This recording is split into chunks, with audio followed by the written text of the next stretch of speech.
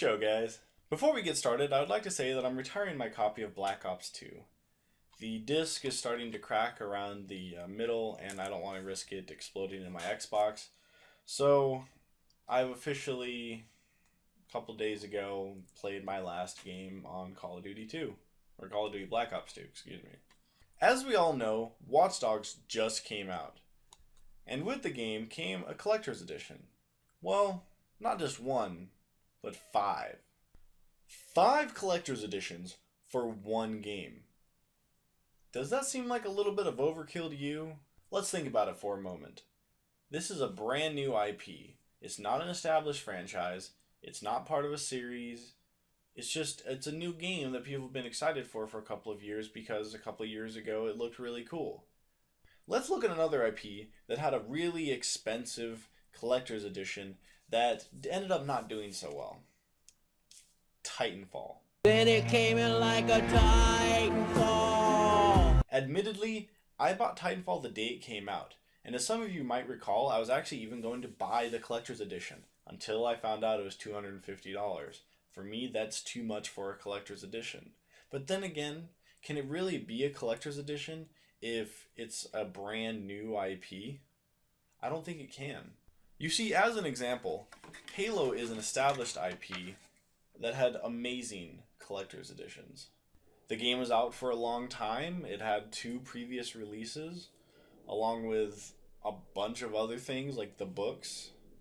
And so it makes sense for them to make a collector's edition. But Watch Dogs, 5 collector's editions. This is too much. And this news got me thinking. We just had a Halo announcement earlier this month. A solid confirmed Halo 5 Guardians announcement. Excitement ensued on the internet with all these speculations and rumors and this and that, and we're literally 10 days away from E3 from finding it all out. But then what happens after E3? We have to go back to speculating. Granted, we're going to have more solid news, but there's no way that we can speculate how the next game is going to be released until a few months before the actual game is released. That means that we, as a community, have time to tell 343 Industries, please don't mess this up. If you're gonna make a collector's edition, do it right. Don't give us in-game content. Nobody cares about that stuff. They want physical things. Halo 3, the collector's edition, the limited edition, the one that gave you the motherfucking helmet, everything in that was just solid pieces of work.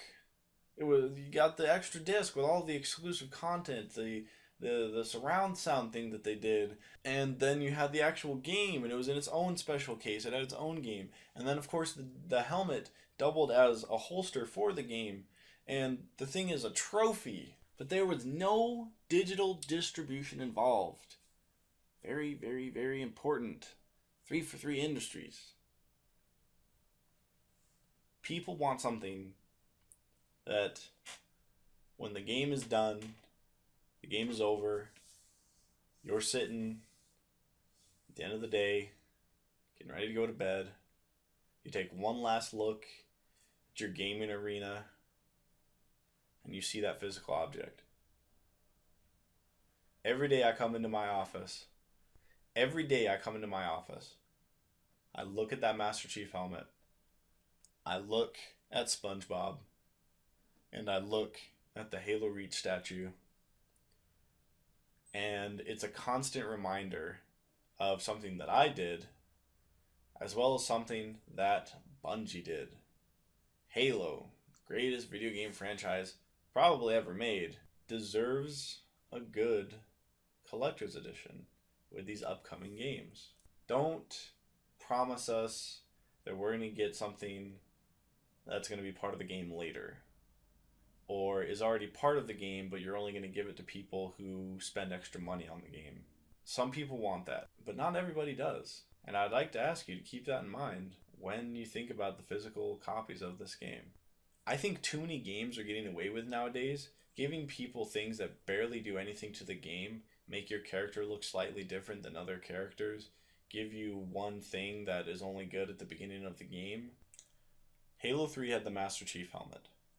Halo Reach had the statue and Halsey's journal. The packaging for both of those was amazing. Make something that when people go to unbox it on YouTube, it's amazing. Don't just give us a box like you did with Halo 4 that has this whatever it is, this Spartan armor layout for the new game that I never looked at more than once. And then a digital code to give me a special skin for my fucking rifle. You could not even see the shit. Watch Dogs? I have no idea what their special editions look like. I don't know what's in them. I don't want to know what's in them. I just want the game. And that's because Watch Dogs hasn't proved itself worthy yet. Halo proved itself worthy a long time ago. I'd like to let you guys know what's going on with the channel for the next month. Firstly, I will be covering the E3 2014 press conferences with my buddy NoWise10 on the Xbox, live streaming here on YouTube. Also, I'm in the process of moving, so videos are going to be pretty scarce. I know they already are, but more scarce than usual. Thirdly, I'm working on a project. It's a machinima project, and I'm not going to really go into it more than that. But I was wondering what you guys think. If you guys want to support me in any way, just let me know in the comments down below that you want to know what's going on with the machinima, that you want to see the machinima. Support me by letting me know that you guys want to see it. I'm not looking for any voice actors. I'm not looking for any handouts. Let me do my thing. Let your guys' lives continue on. But maybe let me know, hey, I want to see this. I'd really appreciate it. Alright guys, I have all weekend to play Watch Dogs since I just got fired from my job, and I'll see you next time on the Game Extortionist Network.